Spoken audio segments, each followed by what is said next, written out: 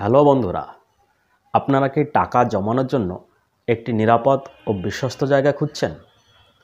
টাকা সঞ্চয়ের ক্ষেত্রে সবথেকে জনপ্রিয় এবং বিশ্বস্ত জায়গা হলো পোস্ট অফিস। পোস্ট অফিসে বিভিন্ন ধরনের সঞ্চয়ের মাধ্যমে আপনারা একটা ফিক্সড ইনকাম করতে পারেন।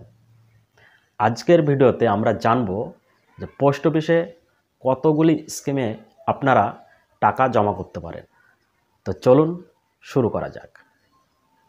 1. পাবলিক প্রভিডেন্ট ফান্ড বা পিপিএফ। এখানে বছরে সর্বনিম্ন 500 টাকা এবং সর্বোচ্চ 1 লাখ টাকা পর্যন্ত আপনি জমা করতে পারবেন এবং এখানে জমা করা টাকা 80C ধারা অনুসারে আপনি ট্যাক্স ছাড় পাবেন। আপনি কোনো এক বছরে যে টাকা জমা করলেন এবং সেখান থেকে যে ইন্টারেস্ট আপনি গেইন করবেন সেটাকেও ট্যাক্স ছাড় হিসাবে আপনি দেখাতে পারবেন। বর্তমানে এখানে 7.1% হারে ইন্টারেস্ট পাওয়া যাচ্ছে, তবে এখন প্রতি 3 মাস অন্তর ইন্টারেস্ট রেট চেঞ্জ হয়। 6 বছর পর থেকে এখান থেকে আপনি টাকা তুলতে পারবেন। এই পিপিএফ অ্যাকাউন্টে টাকা জমানোর সময়সীমা 15 বছর, তবে যারা এনআরআই পার্সন আছেন তারা এখানে টাকা জমা করতে পারবেন না। 2. মান্থলি ইনকাম স্কিম বা MIS। যারা প্রতি মাসে নিরাপদ এবং নিশ্চিত ইনকাম আশা করেন তারা মূলত এখানে ইনভেস্ট করেন। MIS এর ম্যাচুরিটি পিরিয়ড হলো 5 বছর। বর্তমানে এখানে 7.4% হারে ইন্টারেস্ট পাওয়া যাচ্ছে, তবে এখন প্রতি 3 মাস অন্তর ইন্টারেস্ট রেট পরিবর্তন হয়ে থাকে। আপনারা যারা প্রথমবার আমার চ্যানেলটি দেখছেন সকলে অবশ্যই সাবস্ক্রাইব করবেন, একটি লাইক দেবেন এবং শেয়ার করে দেবেন, তার কারণ sharing is caring. 3. National savings certificate বা NSC। নিয়মিত ফিক্সড ইনকাম যারা চাইছেন এবং সেই সঙ্গে ট্যাক্স ছাড় নিতে চাইছেন তারা মূলত NSCতে ইনভেস্ট করে থাকেন। তবে এখানে প্রি ম্যাচিওর উইথড্রলের ক্ষেত্রে কিছু বিধিনিষেধ আছে। এখানে কমপক্ষে 1 বছর 1000 টাকা এবং সর্বোচ্চ জমা করার কোনো লিমিট এখানে নেই। এর ম্যাচুরিটি পিরিয়ড 5 বছরের। বর্তমানে এখানে 7.7% হারে ইন্টারেস্ট পাওয়া যাচ্ছে, তবে প্রতি 3 মাস অন্তর এখন ইন্টারেস্ট রেট চেঞ্জ হয়। এখানে নমিনি ফ্যাসিলিটি আছে, ফলে আপনি আপনার নমিনি কাকে রাখবেন সেটা আপনি এখানে রাখতে পারেন, তবে যারা এনআরআই আছেন তারা এখানে ইনভেস্ট করতে পারেন না। 4. সিনিয়র সিটিজেন সেভিংস স্কিম বা SCSS। এটি একটি নিরাপদ এবং খুব ভালো ইনভেস্টমেন্ট সিনিয়র সিটিজেনদের জন্য।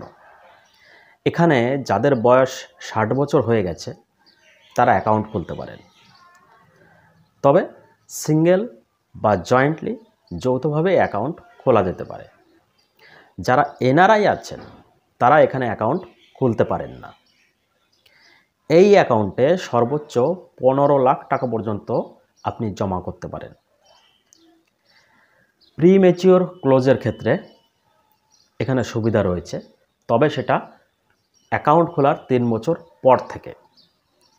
বর্তমানে এখানে 8.2% হারে ইন্টারেস্ট পাওয়া যাচ্ছে, যেটা এফডি বা সেভিংস অ্যাকাউন্টের তুলনায় অনেক বেশি ভালো।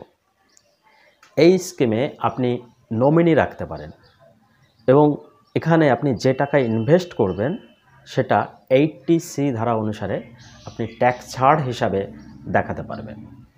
5. টাইম ডিপোজিট বা টিডি। এই ধরনের ইনভেস্টমেন্টের ক্ষেত্রে যে কোনো ব্যক্তি সিঙ্গেল বা যৌথভাবে অ্যাকাউন্ট খুলতে পারে। এই ধরনের বিনিয়োগের ক্ষেত্রে সময়সীমা সাধারণত 1 বছর বা 2 বছর, 3 বছর বা 5 বছর পর্যন্ত হয়ে থাকে। এখানে কম সময়ের জন্য টাকা রাখলে ইন্টারেস্ট রেট কম পাওয়া যায়। তবে আপনি যদি 5 বছর সময়সীমাকে মাথায় রেখে ইনভেস্ট করেন, সেক্ষেত্রে ইন্টারেস্ট বেশি পাওয়া যায়। বর্তমানে 5 বছরের ক্ষেত্রে 7.5% ইন্টারেস্ট পাওয়া যাচ্ছে।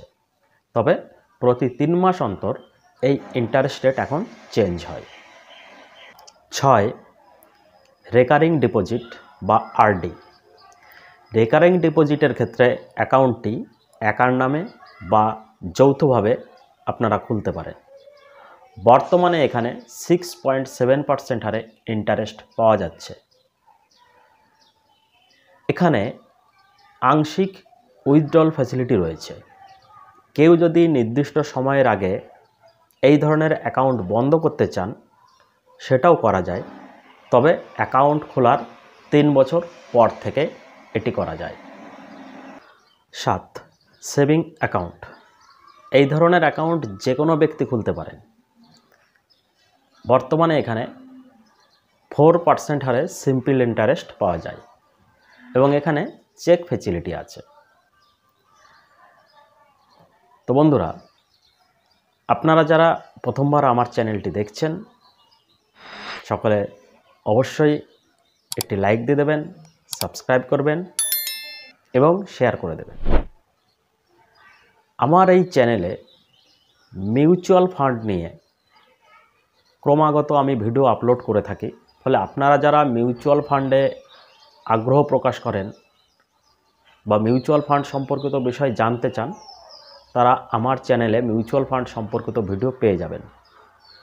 সেখানে আপনারা দেখে নিতে পারবেন। তো দেখা হচ্ছে আরও গুরুত্বপূর্ণ ভিডিও নিয়ে। ততক্ষণ পর্যন্ত ধন্যবাদ।